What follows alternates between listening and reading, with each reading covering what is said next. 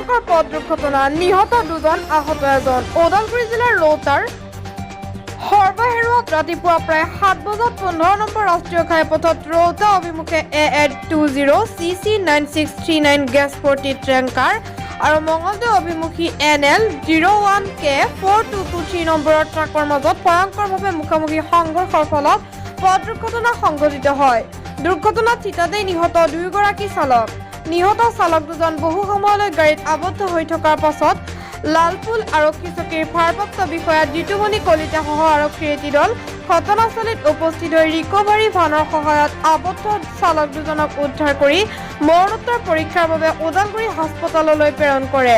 নিহত গেছ টেংকাৰখনৰ চালকজন বাক্সা জিলাৰ ৰাম বকুমতাৰী বুলি জানিব পৰা গৈছে। আনহাতে ট্ৰাকখনৰ নিহত চালকজনৰ পৰিচয় এতিয়ালৈকে উদ্ধাৰ হোৱা নাই।